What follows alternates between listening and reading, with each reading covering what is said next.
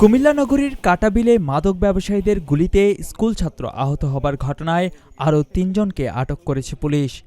গ্রেফতার আসামি আসিফ, আশিক ও ইমনকে ইথানের বাবা ইউসুফ মিয়ার দায়ের করা মামলায় গ্রেফতার দেখানো হয়েছে এবং তাদেরকে আদালতে পাঠানো হবে বলে জানিয়েছেন কোতোয়ালী থানার ওসি তৌহিদুল আনোয়ার। সোমবার দুপুরে কুমিল্লা কোতোয়ালী থানায় এক সংবাদ সম্মেলনে ওসি তৌহিদুল আনোয়ার এসব তথ্য জানান। গত ২৫ তারিখ কাটাবিল এলাকায় কোতোয়ালী থানাধীন কাটাবিল এলাকায় সাব্বির গ্রুপ এবং অপু গ্রুপের সংঘর্ষে একজন কাটাবিল স্কুলের ছাত্র ইতান আহমেদ গুলিবিদ্ধ হয়েছে। এটা পুরো দেশব্যাপী একটি আলোচিত ঘটনা। আমরা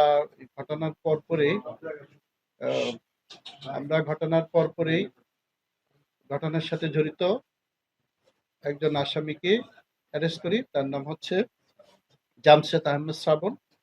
তাকে আটকের পরপরই একটি বিদেশি অস্ত্র মেড ইন ইউএসএ এবং ৬ রাউন্ড তাজা গুলি সহ গ্রেপ্তার করা হয় তাকে।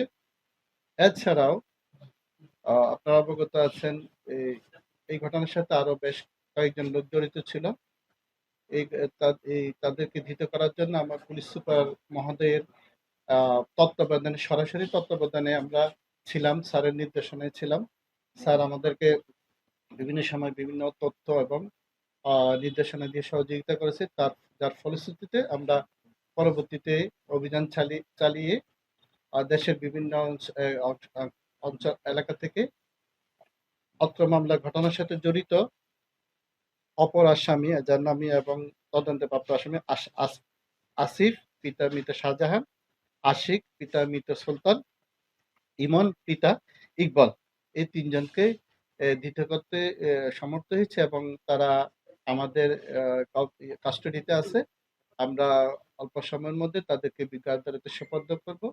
এর আগে এই মামলায় শ্রাবণ নামে আরও এক যুবককে গ্রেফতার করা হয় এবং ৬ রাউন্ড গুলিসহ পিস্তল উদ্ধার করা হয়। সে সাব্বির গ্রুপের সদস্য এবং আসিফ, আশিক ও ইমন অপু গ্রুপের সদস্য। অপু সাব্বির গ্রুপের সংঘর্ষের জেরেই কাটাবিলে ইথান গুলিবিদ্ধ হয়। জানা গেছে, মাদক ব্যবসায় বাধা দেয়া নিয়ে কাটাবিল এলাকায় গত ২৪ জুন বুধবার রাতে অপু গ্রুপ ও সাব্বির গ্রুপের মধ্যে উত্তেজনা শুরু হয়। এ ঘটনায় স্থানীয় এলাকার প্রতিবাদী লোকজনের উদ্যোগে বৃহস্পতিবার সকালে কাটাবিল রফিকুদ্দিন মেমোরিয়াল উচ্চ বিদ্যালয় ও কাটাবিল প্রাথমিক বিদ্যালয়ের সামনে মাদক বিরোধী মানববন্ধন হয়। মানববন্ধনে অংশ নেওয়া লোকজন জানান, দুপুরে হঠাৎ অস্ত্র হাতে একদল লোক মানববন্ধনের আয়োজক ও অংশগ্রহণকারীদের বাড়িঘরে হামলা চালায়। এ সময় তারা গুলিবর্ষণের ঘটনা ঘটলে পথচারী ও স্থানীয় বাসিন্দারা আতঙ্কে ছোটাছুটি করেন।